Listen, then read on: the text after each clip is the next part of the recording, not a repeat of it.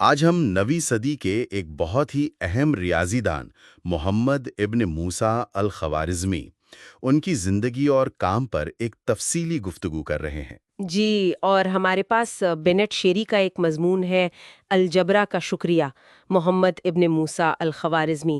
اس سے ہمیں کافی مدد ملے گی۔ بالکل۔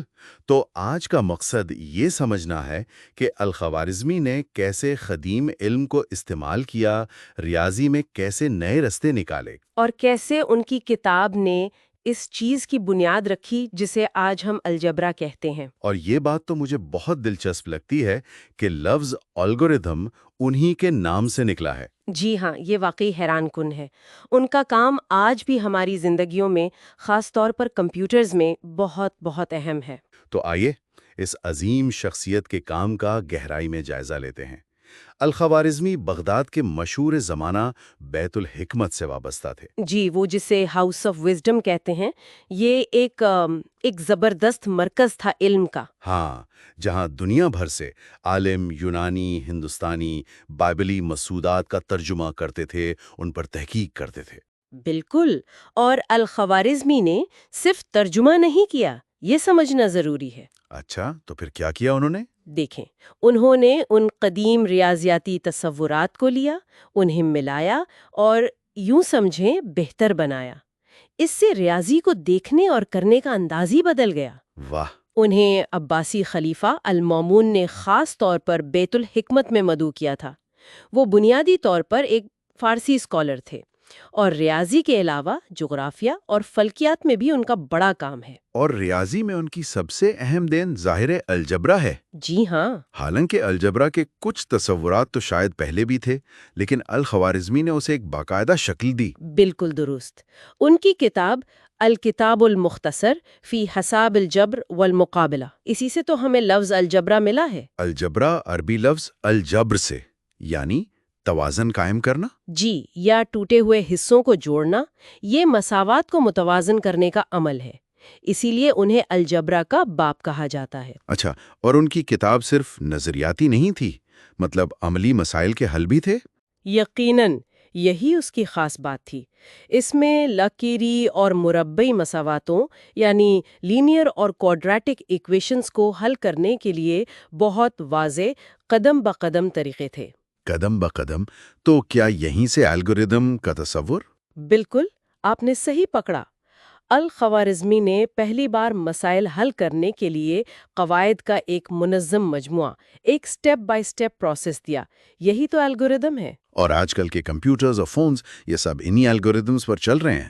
جی ہاں، ذرا سوچیں، 9ویں صدی کا ایک آئیڈیا آج ہماری پوری ڈیجیٹل دنیا کی بنیاد ہے۔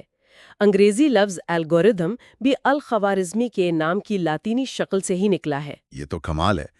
ایک اور چیز جو آپ نے ذکر کی تھی وہ ہندو عددی نظام تھا۔ ہاں، یہ بھی بہت اہم ہے۔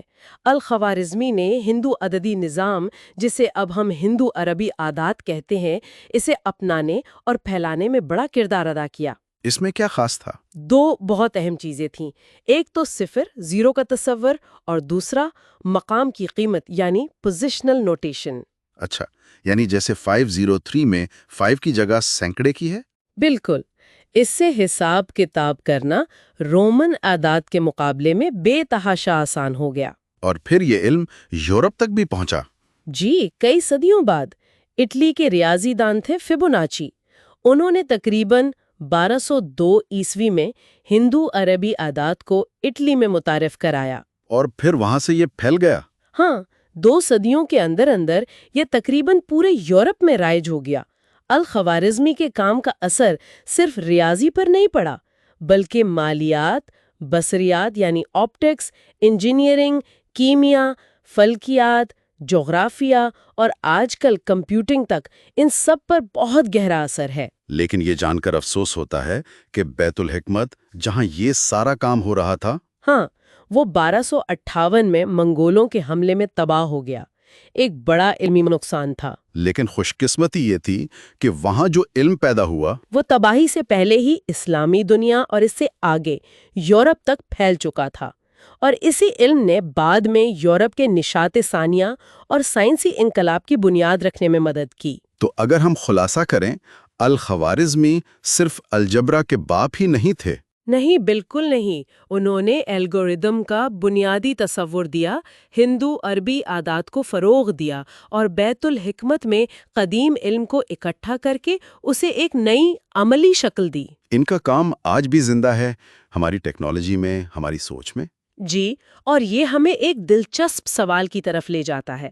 جس طرح الخوارزمی کے منظم طریقوں یعنی الگوریدمز نے ہماری آج کی ڈیجیٹل دنیا بنائی، تو مستقبل میں کیا ہوگا؟ ہاں، کیا ریاضیاتی سوچ یا علامتی نمائندگی میں کوئی اگلا ایسا ہی انقلابی قدم آ سکتا ہے جو ہماری دنیا کو ایک بار پھر بالکل نئی شکل دے دے؟